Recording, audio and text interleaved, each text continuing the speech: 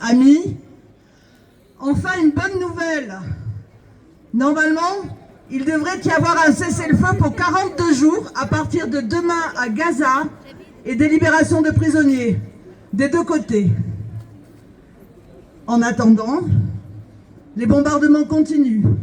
Le massacre ne s'arrêtera pas avant dimanche, s'il s'arrête définitivement un jour. Le gouvernement israélien a interdit aux Palestiniens toute manifestation publique de joie à la libération des prisonniers. Selon le Lancet, prestigieuse revue médicale britannique, environ 70 000 décès ont été causés par des lésions traumatiques à Gaza au cours de la période d'octobre 23 à juin 24. C'est 40% de plus que ce qui était annoncé. Ce chiffre ne tient pas compte des disparus, des ensevelis sous les décombres, des morts par manque de soins et de famine.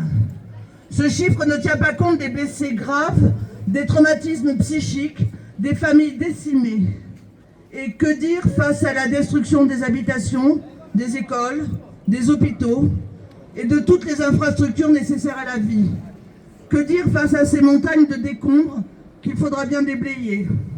Les conséquences seront indélébiles.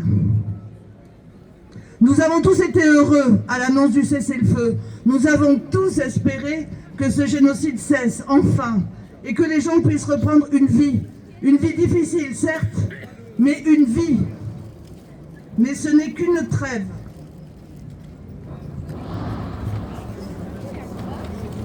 Ce n'est qu'une trêve et rien n'est remis en question. Ni la colonisation, ni l'apartheid, ni les menaces israéliennes sur le Liban, la Syrie, la Cisjordanie et Gaza. Les ministres israéliens d'extrême droite exigent que la guerre continue jusqu'à la mort, disent-ils, du dernier Palestinien. Ce cessez-le-feu dans les mêmes termes avait été proposé il y a 6 mois et refusé par le gouvernement israélien. Combien de morts en plus? L'argument de la libération des otages ne tient pas. Depuis le 7 octobre 2023, nous avons perdu énormément en humanité. Gaza, ce n'est pas la première guerre cruelle dans le monde. Mais à Gaza, la population était captive, sans endroit où s'abriter.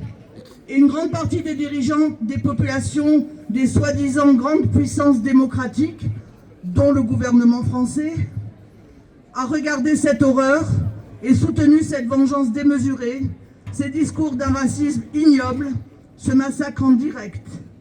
Le prétexte? Le droit à se défendre, qui n'est que le droit du colon à réprimer les colonisés. Et la démocratie israélienne, dont on pourrait interroger la validité. Le tout dans un contexte d'islamophobie dans les médias et dans les propos de certains politiques. On entend en boucle qu'Israël, ce serait les Blancs, les civilisés, face aux Arabes, des sauvages islamistes. La France insoumise a été attaquée sans arrêt pour son soutien à la Palestine. Et nous ne comptons plus les insultes, les mensonges, les agressions, les menaces, les dégradations de bâtiments. Mais vous tous, vous connaissez. Beaucoup de dirigeants occidentaux sont aujourd'hui et pour longtemps déconsidérés par ce soutien à la politique violente d'Israël. Le gouvernement israélien devra rendre des comptes pour cette abominable boucherie, mais aussi ses dirigeants occidentaux, ainsi que les politiques, chroniqueurs, journalistes, éditorialistes, qui devront s'expliquer devant la justice internationale de leurs mensonges, de leurs partis pris et surtout de l'invisibilisation des horreurs de cette guerre à Gaza. Alors, réjouissons-nous, amis, camarades, pour ce moment de paix qui arrive. Espérons qu'il dure et que, si c'est possible, les plaies guérissent et les chagrins s'adoucissent. Mais restons vigilants. Le combat pour la justice, la paix et le respect des droits humains n'est pas terminé. Bravo, bravo. Magnifique texte. Tu peux le dire, oui ?